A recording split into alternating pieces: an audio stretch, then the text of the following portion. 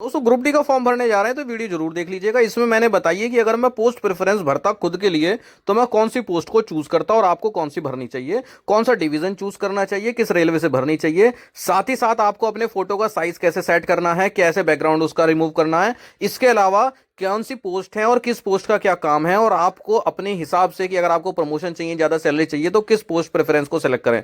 Last तक video देखते रहना, आपको पता चल जाएगा ग्रुप डी का फॉर्म कैसे भरना है बिना किसी गलती के। दोस्तों अगर आपने ग्रुप डी का फॉर्म अभी नहीं भरा है, भरने वाले हैं या भर भी लिया है, तो भी एक बार इस वीडियो को देख लीजिएगा, जिससे आपको पता चल जाएगा कि गलती तो नहीं हुई है। देखिए मैंने यहाँ पर गूगल खोला और गूगल पे लिखा सरकारी रिजल्ट.com, जिसपे कि आपको सभी सरकारी नौकरियों की जानकारी मिल जाती है। इसमें देखिए बहुत सारी वैकेंसी रहेंगी। इसी तरह से लाल डब्बे में ऊपर आ रहा है ग्रुप डी, मुझे लिखा हुआ दिख गया तो मैंने उस पर कर दिया दोस्त क्लिक। यहाँ पर बहुत सारी बेसिक डिटेल है कि कब से कब तक फॉर्म भरा जाएगा, कितनी फीस है, क्या उम्र है, क्या कितनी वैकेंसी है, क्या यहाँ पर फिजिकल होगा, बहुत सारी चीजें यहाँ पर लिखी हैं, अलग अलग जोन हैं। और यहाँ पर अप्लाई ऑनलाइन का भी ऑप्शन है जिस पर कि हम क्लिक कर देंगे।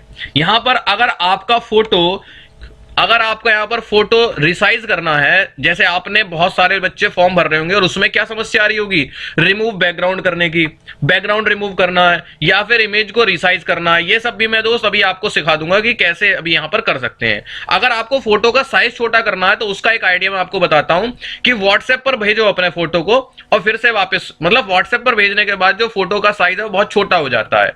इसी तरह से रिमूव इमेज बैकग्राउंड करना है तो कोई समस्या नहीं है। पहला तरीका है कि अगर सैमसंग का फोन है तो इमेज पर क्लिक करे रखो और सेव एज, मतलब फिर वो फोटो अलग हो जाता है बैकग्राउंड से। अदरवाइज आप यहां पर क्लिक करेंगे, जो इनका टूल है इसमें आप अपने फोटो को लेकर आएंगे और वो बैकग्राउंड इमेज उसको साइड कर देगा। बताता हूं अभी कोई फोटो ढूंढ के आपको कैसे करना है इसके अंदर इसको। दोस्तों देखिए मैं एक फोटो को मैंने क्लिक करा था वहां पर, और एक फोटो को जैसे ही मैं इसके अंदर लेकर आया तो इसने क्या किया, इसका बैकग्राउंड हटा दिया। अब आपको इसके पीछे व्हाइट कलर लगाना है तो व्हाइट पे टिक कर दीजिए, रेड लगाना है तो रेड, येलो लगाना है तो येलो। आप क्या कर सकते हैं, इसके पीछे व्हाइट कर देना, उसके बाद यहां से डाउनलोड इमेज कर लेना और यहां पर आपको कम साइज की इमेज मिल जाएगी जो कि डाउनलोड होनी शुरू हो गई। देखिए दोस्त 264 केबी की। और इससे छोटा साइज करना है तो आप क्या करिए, आप उसको व्हाट्सएप पे सेंड कर दीजिए, उसके बाद सेव कर दीजिए उस इमेज को, तो वो कम साइज की ऑटोमेटिक हो जाएगी। तो समझ गए ना, यहां पर इमेज का रिसाइज भी कर सकते हो आप, यहां पर डॉक्यूमेंट को और फोटो को, ठीक है, और यहां पर उसका बैकग्राउंड भी हटा सकते हो। बहुत अच्छा टूल यहां पर दिया हुआ है काम का, जिससे आपका बहुत समय बच जाएगा। तो अगर आप ग्रुप डी की शुरू से तैयारी करना चाहते हैं और चाहते हैं कि हाँ आपका पक्का सिलेक्शन हो, कोई कमी ना छूटे, तो किरण पब्लिकेशन की बुक्स ले लीजिएगा। जीए के लिए सामान्य ज्ञान वन लाइनर अप्रोच के नाम से है, और इसके साथ ये बुक जरूर लीजिएगा, सामान्य जानकारी एवं सामान्य विज्ञान। इसमें क्या है, इस बुक से आप थ्योरी पढ़ते जाएंगे और इस बुक से आप क्वेश्चन आंसर करते जाएंगे। क्योंकि यही समस्या आती है कि बच्चे जो है जीए पढ़ लेते हैं, साइंस पढ़ लेते हैं, पर जब क्वेश्चन आंसर आते हैं तो वहां पर अटक जाते हैं, क्योंकि उन्होंने सिर्फ थ्योरी पढ़ी होती है। और इसमें आपको सारे वो क्वेश्चन आंसर मिलेंगे जो रेलवे के पहले पेपर्स में आए हुए हैं। इसके अलावा मैथ रीजनिंग की बुक्स बड़ी कमाल की हैं, क्योंकि chapter wise and type wise वाली बुक्स हैं, जिसमें क्या फायदा होगा, आपको हर चैप्टर के हर टाइप में आए हुए सवाल आपको दोस्त मिलेंगे। बात समझ में आ गई आपकी? तो इसमें फायदा क्या है, अगर आपने कोई चैप्टर खोला और उसके 5 टाइप के सवाल होते हैं तो पांचों टाइप के आपके सवाल मिलेंगे, और वो सवाल मिलेंगे जो रेलवे में आए हुए हैं। और सबसे इंपॉर्टेंट बुक्स दोस्त यहां पर देख सकते हैं आप, ग्रुप डी की प्रैक्टिस वर्कबुक। इसमें क्या है, चैप्टर वाइज क्वेश्चन आंसर हैं, प्रैक्टिस सेट्स हैं, प्रीवियस ईयर के क्वेश्चन हैं, यानी कि जो आपकी असली तैयारी होनी है वो इन्हीं बुक से होनी है। पहले आप थ्योरी पढ़ेंगे, सीखेंगे, प्रैक्टिस करेंगे, और उसके बाद इसी बुक से आप एक्चुअल प्रैक्टिस करेंगे। तो सभी बुक्स के जो लिंक है किरण पब्लिकेशन के डिस्क्रिप्शन में आपको मिल जाएंगे। अदरवाइज आप अमेजन, फ्लिपकार्ट कहीं से भी ले सकते हैं, बहुत इजीली अवेलेबल है ये बुक। देखिए अप्लाई ऑनलाइन पे क्लिक करेंगे तो आपका पेज खुल जाएगा। अब बहुत से बच्चे होंगे जिनको अपना, अगर आपने रेलवे का कोई भी फॉर्म भर रखा है तब आप इसको ईमेल और पासवर्ड से साइन इन कर सकते हैं। पर अगर आप मेरी तरह हैं कि ये भर नहीं रखा या फिर भर रखा है तो भूल गए, तो लॉग इन विद आधार कर देना। लॉग इन विद आधार में आप अपना आधार नंबर डालेंगे दोस्त यहां पर, ठीक है। मुझे अपना आधार नंबर याद है तो मैं डाल देता हूं, आप देख के डाल देना, आपको याद है आप भी डाल देना, ठीक है। इसके बाद आप जनरेट आधार ओटीपी करेंगे तो आपके पास जाएगा एक मैसेज जाएगा, तो आप उसका मैसेज नंबर यहां डाल देना, ओटीपी जिसको बोलते हैं। अरे ओटीपी भी हट गया, चलिए मैं अपने मोबाइल से देख के डालता हूं ओटीपी, आप अपने मोबाइल से देख के ओटीपी डालना। I am not a robot करना है, क्योंकि भाई सीधी बात है मैं रोबोट नहीं हूं, और इसने मान लिया देखिए कि मैं रोबोट नहीं हूं।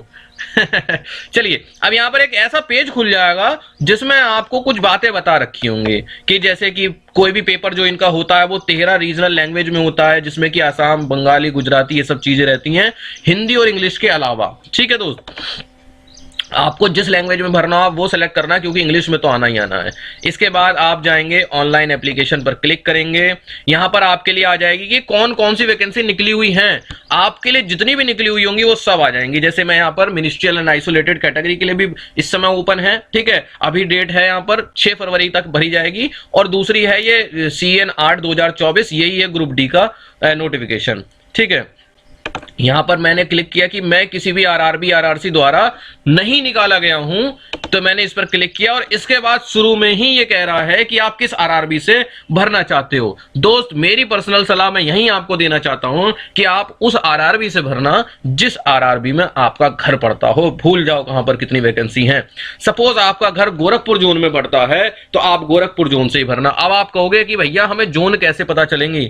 RRB मैप जोन वाइज, मैंने आपको पहले भी बताया था ये चीज। RRB मैप जोन वाइज करेंगे तो आप सामने बहुत सारे मैप आएंगे, और आप उनमें से कोई सा एक मैप खोल लेना जिसमें आपको पता चल जाएगा कि इस जोन ने कितना एरिया रेलवे में कवर किया हुआ है। ठीक है, चलिए ये देखिए दोस्त खुल गया यहां पर।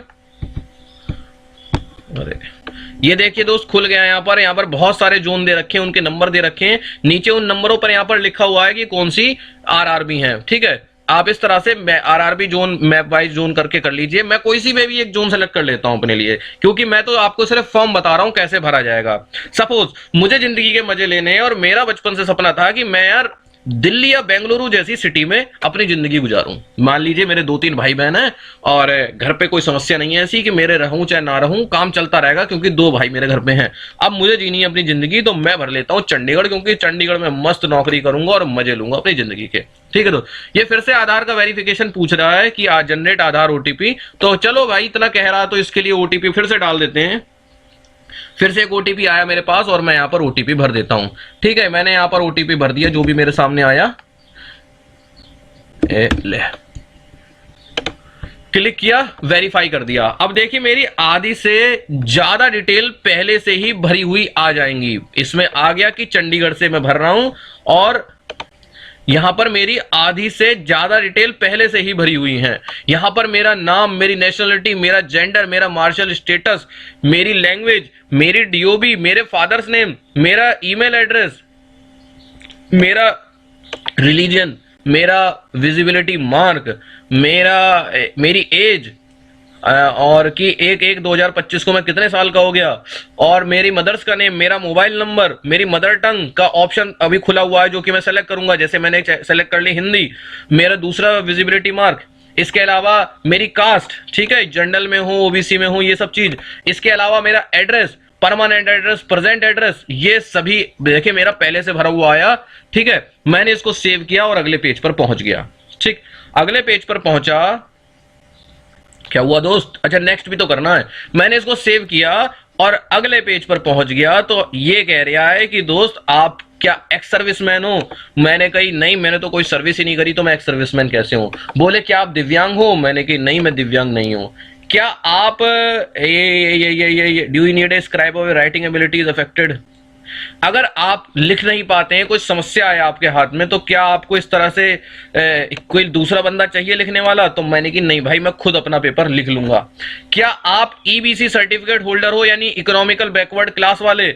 मैंने कि नहीं भाई, मेरे जो पापा हैं वो अंबानी हैं। और हाँ, अगर आपका है EBC सर्टिफिकेट है तो आपको मेरे पापा अंबानी नहीं है, इतने अमीर नहीं है, तो आप इसमें यस कर दो। ठीक है, वो आपकी मर्जी है। अरे अब इसमें क्या क्राइटेरिया है? अगर आपकी जो सैलरी है, यानी आपका जो आय प्रमाण पत्र है, वो अगर 50,000 से कम का बना हुआ है, या फिर आप BPL कार्ड होल्डर हैं, ठीक है, तो इस तरह से आप इसको यस कर सकते हैं।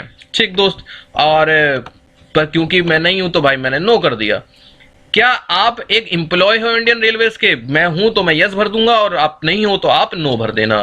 ठीक है, मैंने नो भर दी, और ये क्योंकि मैंने नो भर दिया तो अगला ऑप्शन भी मेरे लिए नहीं है कि करंट गवर्नमेंट एम्प्लॉय, जब मैं हुई नहीं तो मैंने इसमें भी नॉट एप्लीकेबल कर दिया।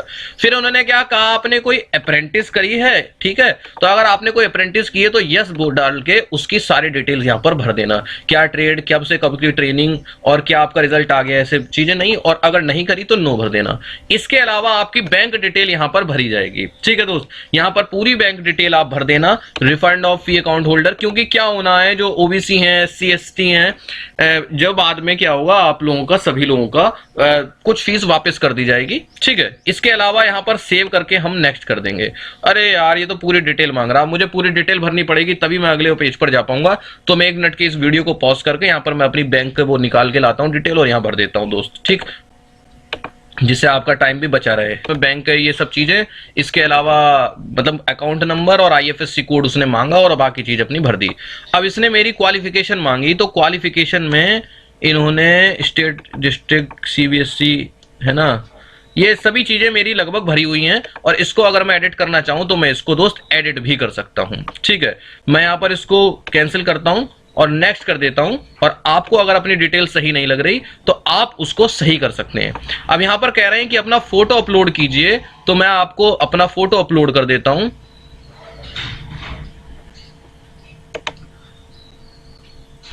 ये मैंने फोटो अपलोड किया यहां पर। अब देखिए यहां पर आपको समस्या आएगी, ये कह रहे हैं कि एक्सीडेड, यहां पर चाहिए कि हमें 50 से 100 केबी के बीच का फोटो चाहिए और 320 पिक्सल ऊपर और 240 पिक्सल चौड़ा होना चाहिए। अब यहां पर शुरू हो जाता है इसका खेल। यहां पर देखिए आप जाएंगे इमेज रिसाइजर वाले टूल्स में, बैकग्राउंड तो हमने पहले रिमूव कर दिया था। यहां पर इमेज रिसाइजर पे जाएंगे और अपनी इमेज को लेकर आएंगे, सेलेक्ट अ फाइल, मैंने फाइल सेलेक्ट करी, ओपन करी, यहां पर ये फाइल आई। चौड़ाई कितनी थी दोस्त, दोबारा बताना, ऊंचाई थी 320, चौड़ाई थी 240। तो मैं यहां पर क्या करूंगा, विड्थ, हाइट, विड्थ कर दूंगा 240 और हाइट कर दूंगा दोस्त 320, ठीक है। कस्टम साइज अगर मैं चाहूं कहूंगा आरआरबी, ये देखें ऊपर करना, आरआरबी फोटो, कोई सा फोटो कर देते हैं। अरे छोड़ो, मैंने जब इधर विड्थ और ये, अच्छा तो इसको रिसाइज कर दिया मैंने।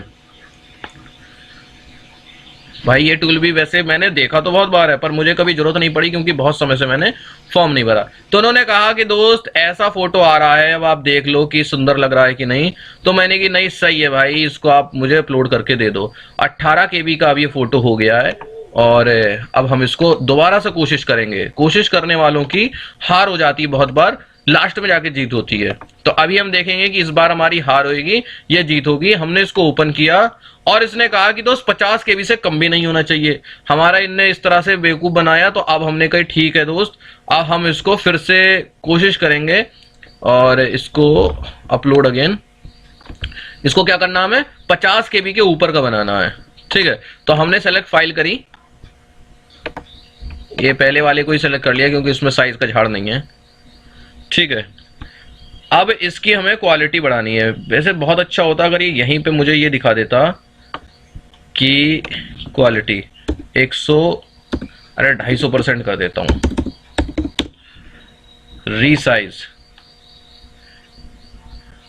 यहां पर ये और बता देता ना कि कितने केबी का फोटो बन रहा है, तो ये बहुत अच्छा हो जाता।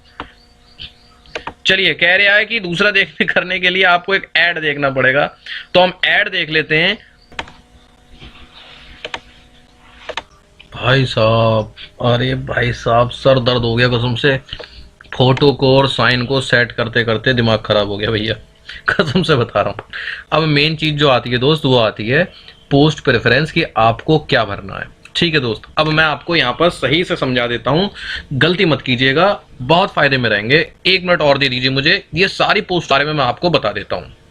तो दोस्त अब मैं आपको बता देता हूं इन सभी पोस्टों में क्या क्या काम होता है। सबसे पहले देख लीजिए आपको शुरू में क्या चीज चाहिए। अगर आपको सैलरी चाहिए ज्यादा तो यहीं पर देखिए आ रही होंगी आपको एसी वाली पोस्ट, जो एसी एंड टीएल है, ट्रेन लाइटिंग एंड एसी वाली, वो वाली पोस्ट आपको पहले भरनी है, ये बात आप समझ लीजिएगा। अगर सैलरी चाहिए तो आपको मैं यहां पर सभी पोस्ट समझा देता हूं। ये देखिए, सबसे पहले मैं आपको एक पोस्ट के बारे में बताता हूं जिनका नाम है पॉइंट्समैन। दोस्तों, जिनको भी प्रमोशन चाहिए अच्छे, जिनको भी अच्छे प्रमोशन चाहिए, वो पॉइंट्समैन का ध्यान रखें। पॉइंट्समैन स्टेशन पर करते हैं हमेशा, ये ध्यान रखना, स्टेशन मास्टर के अंडर में रहते हैं, फाटक पर भी इनकी ड्यूटी लगती रहती है, ठीक। अब वहां पर इनका काम क्या रहता है, आने जाने वाली ट्रेनों को ये हरी दिखाना होता है, ठीक है। वहां पर जो गाड़ी पे काम होता है, शंटिंग बोलते हैं उसको, गाड़ी को काटना जोड़ना ट्रेन में, है ना, ये सब काम इन्हीं की हेल्प से कराया जाए। कुल मिला के छोटे स्टेशन पर इनकी 12 घंटे की ड्यूटी होती है, बड़े स्टेशन पर 8 घंटे की ड्यूटी होती है, ठीक है। आप ग्रुप डी की पोस्ट बाकी पोस्ट से कंपेयर करोगे तो सही है, बुरी नहीं है, अच्छी जॉब में मानी जाती है। गर्ल्स के लिए भी सही है, क्योंकि आप हमेशा स्टेशन पर ही रहेंगे, स्टेशन मास्टर के आसपास, मतलब उनकी देखरेख में रहेंगे, उनकी संरक्षा में। साथ ही साथ अगर आपको अच्छे सिटी मिल जाते हैं तो बहुत अच्छी बात है, ठीक है। तो पॉइंट्समैन आप तब सबसे फर्स्ट पर रखना, कब, जब आपको दोस्त, आपको क्या करना हो, जब आपको यह ध्यान रखना हो कि मुझे आगे चलकर या तो स्टेशन मास्टर बनना है, या फिर मुझे क्या करना है, या फिर मुझे ट्रेन मैनेजर बनना है, या फिर मुझे बनना है लोको पायलट। ऐसे केस में आप इसमें से ढूंढ लीजिएगा किसको, पॉइंट्समैन को। कहां गए पॉइंट्समैन की पोस्ट, ठीक है, समझ में आ गई ना। अगर प्रमोशन ही मेन फोकस है, उस समय की बता रहा हूं, ये रहे पॉइंट्समैन भी। कब, जब आपको प्रमोशन चाहिए। सपोज आपको प्रमोशन ना चाहिए, आपको चाहिए सबसे आराम की नौकरी, तो दोस्त ये जो वर्कशॉप वाली जॉब्स है ना, ये बाकियों के कंपैरिजन में थोड़ी सी आरामदायक होती हैं और इसमें छुट्टी भी होती हैं। उस समय आप पॉइंट्समैन को ऊपर ना रखते हुए, जो भी वर्कशॉप लिखा हुआ दिखे यहां पर भी, आप उनको भर दीजिएगा, वर्कशॉप वाली, ठीक। ये जो वर्कशॉप है ना, ये सारी वर्कशॉप वाली, जिनके आगे वर्कशॉप लिखा है, ये बहुत अच्छी पोस्ट होती हैं। त्योहारों पर छुट्टी होती है, संडे की छुट्टी होती है, सैटरडे को हाफ डे भी हो जाता है। इस तरह से ये काफी आरामदायक वाली है। आरामदायक में ही अगर आपको वर्कशॉप के बाद सोचो कि मैं क्या भरूं, यार क्या हो रहा है, तो आरामदायक ही चाहिए और वर्कशॉप के बाद सोच रहे हो कि मैं क्या भरूं, तो दोस्त आप भरना किसको, वर्कशॉप के बाद आप भरना शेड वाली जॉब्स को, ठीक है, शेड वाली जॉब्स को, ठीक। वर्कशॉप तो हमने भर दी, शेड वाली जॉब, शेड वाली जॉब में भी लगभग सेम ही काम होता है, वो अपने शेड में काम करते हैं, ठीक है। जैसे ये लोको शेड हो गए, ठीक है, आपने ये इलेक्ट्रिक भर दिया, डीजल भर दिया। तो अगर आपको सबसे ज्यादा आराम चाहिए तो सबसे पहले वर्कशॉप, उसके बाद शेड। अब यहां पर समस्या कब आती है, फिर आप सबसे लास्ट में किसको रखना वो मैं बता देता हूं। सबसे लास्ट में आप रखना ट्रैक मेंटेनर को, सबसे लास्ट में दोस्त, जो 14 नंबर पे है। ट्रैक मशीन को भी तब, ट्रैक मेंटेनर को, फिर पीवे को, फिर ब्रिज को, ठीक है, इनको लास्ट में रखना है। अब मैं आपको समझा देता हूं कुछ ऐसी पोस्ट जो कठिन तो हैं, परंतु आपको वहां पर सैलरी ज्यादा मिल जाएगी, ठीक। जैसे कि यहां पर आप देख सकते हैं, असिस्टेंट पीवे मत भरना, ब्रिज मत भरना, मतलब ये बिल्कुल लास्ट में भरना। Track machine, assistant track machine में क्या होता है, जहां पर भी ये ट्रैक मशीन जाती है आप वहीं पर जाते हैं 7 साल, 20-21 दिन बाहर रहते हैं। आप ये समझ लीजिए हर दिन बाहर रहने का जो टीए बनता है वो लगभग 500 रुपए बनता है। तो आपकी मिनिमम 10,000 सैलरी तो यूं ही बढ़ गई। बाकियों की 40 आएगी तो आपकी 50 आएगी, बाकियों की 35 आएगी तो आपकी 45 आएगी। मिनिमम 10,000 तो बढ़ती ही बढ़ती है, इससे ज्यादा भी बढ़ सकती है। 20-21 दिन आप काम करेंगे, उसके बाद आपके 7-8 दिन का रेस्ट होगा घर पर, ठीक। असिस्टेंट टीआरडी में भी यही है, जो बिजली के ऊपर तार जा रहे होते हैं उनका मेंटेनेंस करना होता है। वैसे मैंने इस वीडियो के ऊपर अलग से वीडियो बना रखी है अपने चैनल पर, ठीक है। ये भी अगर इनको दूर जाना पड़ता है अपने हेडक्वार्टर के बाहर तो इनको भी टीए मिलता है। सेम काम असिस्टेंट सीएनडब्ल्यू में भी है, ठीक है। टीएल एंड एसी में भी यही है, आप ट्रेन के साथ जाते हैं, ट्रेन की लाइटिंग और एसी का ध्यान रखते हैं। अच्छी जॉब है, बहुत अच्छी जॉब है। अगर पैसों के मामले में रखनी है, पहले नंबर पर इसको रखना, असिस्टेंट टीएल एंड एसी। जिसको ज्यादा सैलरी चाहिए पहले नंबर पर इसको रखना, क्योंकि इसमें आपकी हर दूसरे तीसरे दिन घर वापसी भी हो रही है। असिस्टेंट ट्रैक मशीन में आप लगातार 20-21 दिन के लिए बाहर चले जाते हैं, ठीक है। और असिस्टेंट सीएनडब्ल्यू भी बहुत अच्छी पोस्ट है। वैसे आपका ज्यादातर अपने वहीं पर काम रहेगा, शेड टाइप में ही। और आपको जो डिब्बे होते हैं ट्रेन के, मालगाड़ी के या एक्सप्रेस ट्रेनों को, उनका रखरखाव, परंतु अगर कभी समस्या आ जाती है तो आपको सही करने भी जाना पड़ता है। और वही बात, अगर आप हेडक्वार्टर के बाहर जाएंगे तो आपको टीए के रूप में ज्यादा पैसा मिलेगा। Assistant SNT, signal and telecommunication, जहां पर भी फोन हो जाए खराब, सिग्नल खराब हो जाए, दूर संचार का कोई माध्यम में कोई समस्या आ जाए, तो आपको वहां पर सही करने जाना होगा। सेम चीज, आप दूर जाएंगे तो आपको टीए मिलेगा। और जो वर्कशॉप वाली हैं, शेड वाली नौकरी हैं या फिर आपका पॉइंट्समैन है, ये दूर जाते नहीं है तो इनका टीए नहीं मिलता, तो इनकी सैलरी थोड़ी सी कम हो जाती है और आराम थोड़ा सा ज्यादा हो जाता है। ठीक है दोस्त, तो अगर मैं अपनी भरूं पर्सनल के हिसाब से, तो आदमी को पैसों की जरूरत शुरू शुरू में ज्यादा होती है, परंतु एक समय के बाद आदमी चाहता है कि दोस्त जिंदगी में आराम हो, वो दोस्तों के साथ मजे भी हो, तभी, क्योंकि जब आराम होगा तभी आपके मजे होंगे। लंबा अच्छा मजबूत शरीर तभी रहेगा भाई, काम करते करते शरीर भी जाते हैं। मेरी पर्सनल सलाह है वर्कशॉप को आप पहले नंबर पर रखें, लोगों ये शेड वाली जॉब्स को सेकंड नंबर पर रखें। ठीक है, इसके बाद ये टीएल एंड वर्कशॉप हो गई, ठीक, बल्कि टीएल एंड एसी वर्कशॉप को ऊपर रख लो, है ना, शेड वाली से ऊपर ही आएगी वो। इसके बाद आप पॉइंट्समैन रखना, और सैलरी ज्यादा चाहिए ना, आप रखो टीएल एंड एसी को यार, टीएल एंड एसी बढ़िया जॉब है। पॉइंट्समैन इसके बाद रखो। ठीक, स्टेशन पर बोरिंग जॉब हो जाती है यार, घूमते फिरते हैं ना तो बोर नहीं होते हैं। ठीक है, इसके बाद आप रखो ये CNW का, बढ़िया बढ़िया डिपार्टमेंट है, अच्छा काम है, बहुत ज्यादा कुछ ऐसा प्रेशर नहीं आता। ठीक है, इसके बाद आपको रखना है तो आप रख लीजिए ये ऑपरेशंस वाले। ठीक है, ये ऑपरेशन जो हैं इनके रख लीजिए आप, assistant P way, track machine, TRD, track maintainer, bridge. इसके बाद आप आ जाइए SNT पर। ठीक है, SNT की पोस्ट आप इसके बाद रखिए। इसके बाद ट्रैक मशीन रख लीजिए, TRD रखिए, इसके बाद TRD, फिर ट्रैक मशीन। ठीक, क्योंकि 20-21 दिन लंबा समय हो जाता है, बहुत धूप में काम होते हैं हमेशा। फिर आप रख लीजिए ब्रिज, फिर पीवे, और लास्ट में रखिए ट्रैक मेंटेनर। तो दोस्त, अगर मैं किसी को पर्सनल सलाह दूं तो ये होगी मेरी पोस्ट प्रेफरेंस, इस हिसाब से भरिए, क्योंकि पैसा के साथ साथ आराम भी बहुत जरूरी होता है। ठीक है, पैसे तो धीरे धीरे हो ही जाते हैं, थोड़ी सी कम खर्चे कर लीजिएगा, पैसे के मामला हो जाता है। आराम जरूरी होता है, एक समय के बाद आदमी का शरीर आराम मांगने लगता है, क्योंकि जब आप रेलवे में जॉब करते हैं, टाइम बे टाइम की जॉब्स होती हैं, तो ज्यादातर कोई ना कोई समस्या बीमारी लग जाती है शरीर में। स्वस्थ शरीर हो, सब काम चलता रहता है। तो मेरी सलाह है पहले वर्कशॉप वाली को पोस्ट प्रेफरेंस दीजिए, फिर आप शेड वाली जॉब्स को पोस्ट प्रेफरेंस दीजिए। टीएल एंड एसी जो ट्रेन में घूमने वाली जॉब है, अच्छी जॉब है, इसके बाद आप पॉइंट्समैन रखिए। बाकी जिसको प्रमोशन की बात है तो वो पॉइंट्समैन को ऊपर रख सकता है, अदरवाइज जिसको प्रमोशन लेना ही लेना है तो भाई वो पढ़ाई तो कहीं भी कर लेगा, उसको आप रोक नहीं पाएंगे। इसके बाद CNW भी अच्छा डिपार्टमेंट है, फिर ऑपरेशन, फिर SNT, फिर TRD, फिर ट्रैक मशीन, फिर पीवे, फिर ब्रिज, फिर ट्रैक मेंटेनर। ये हो गई हमारी पोस्ट प्रेफरेंस। इसके बाद हम इसको ये ओके करते हुए आगे बढ़ेंगे। एंटर द प्लेस में यहां पर प्लेस का नाम डाल दूंगा, सपोज मैंने डाल दिया चंडीगढ़, मतलब आप अपनी सिटी का नाम डालना। अगर आप भोपाल में बैठे तो भोपाल लिखना, आप जहां बैठे हुए हो वहां पर वो लिख के आप इसको सेव करते हुए अपनी एप्लीकेशन को प्रीव्यू करते हुए, और आपका फॉर्म हो जाएगा। साइन करना था, इसके बाद आपकी जो फी पेमेंट होगी वो सब हो जाएगा दोस्त। ठीक है, इसके बाद कोई करेक्शन नहीं होगा, जब ऑनलाइन फॉर्म भर जाएगा पूरा पूरा उसके बाद ही करेक्शन होगा। तो उम्मीद है इस वीडियो में आपको फॉर्म भरने का दोस्त काफी अच्छा आइडिया लगा होगा। नहीं लगा मुझसे कमेंट में पूछ लीजिएगा, कोई समस्या आ रही हो कमेंट में पूछ लीजिएगा। वीडियो को हम कंप्लीट करते हैं यहां पर। ठीक है दोस्त।